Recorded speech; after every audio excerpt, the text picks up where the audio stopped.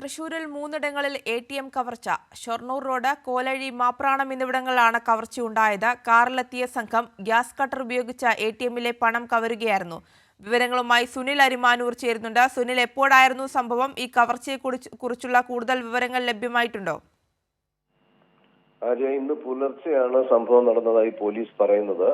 3 ATM കൗണ്ടറുകളാണ് തകർത്ത് ഇതിനകത്ത് നിക്ഷേപിച്ചിരുന്ന പണം കവർന്നിട്ടുള്ളത്.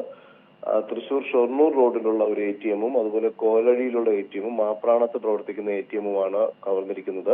ഇത് കൃത്യമായ പ്ലാനിങ്ങോട് കൂടിയാണ് കവർന്നത് എന്നതാണ് പോലീസ് ഇപ്പോൾ നൽകുന്ന വിവരം. കാറിലെത്തിയ സംഘം ഗ്യാസ് കട്ടർ ഉപയോഗിച്ച് ATM മെഷീൻ കട്ട് ചെയ്ത് എടുത്ത് മാറ്റിയ ശേഷമാണ് പണം എടുത്ത് വാങ്ങിയിട്ടുള്ളത് എന്നുള്ളതാണ്. ഇവിടങ്ങളിൽ CCTV ദൃശ്യം ഉള്ളത് കൊണ്ട് തന്നെ CCTV പരിശോധന നടത്തുകയാണ് പോലീസ്. അതിന്റെ അടിസ്ഥാനത്തിൽ ഈ സംഘം ആരാണെന്ന് പോലീസ് കണ്ടെത്തും എന്നാണ് ഇപ്പോൾ വ്യക്തമാക്കിയിട്ടുള്ളത്. ഇപ്പോഴത്തെ ഒരു പ്രാഥമിക കണക്കനുസരിച്ച് 60 ലക്ഷം രൂപ നഷ്ടപ്പെട്ടതായിട്ടാണ് വ്യക്തമാക്കുന്നത്.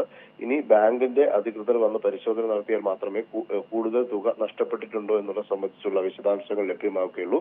ഏതായാലും CCTV കേന്ദ്രീകരിച്ചുള്ള അന്വേഷണത്തിലാണ് ഇപ്പോൾ പോലീസ്. പ്രതികളെക്കുറിച്ച് ഏതെങ്കിലും രീതിയിലുള്ള സൂചനകൾ അന്വേഷണ സംഘത്തിന് ലഭിച്ചിട്ടുണ്ടോ? CCTV ദൃശ്യങ്ങൾ പരിശോധിച്ചുകൊണ്ടുള്ള ഒരു അന്വേഷണത്തിലാണ് പോലീസ്. മറ്റ് കേന്ദ്രങ്ങളിലേക്ക് ഉള്ള CCTV ദൃശ്യങ്ങൾ, അതായത് ഈ കാറ് കടന്നുപോയിട്ടുള്ള സ്ഥലത്തേക്കുള്ള CCTV ദൃശ്യങ്ങളും പോലീസ് ഇപ്പോൾ പരിശോധിക്കുന്നുണ്ട്.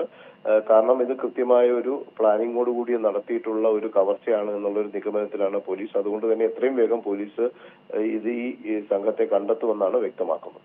ശരി, സുനിൽ അരിമാനൂരാണ് വിവരങ്ങൾ നൽകിയത്. ഇടവേള.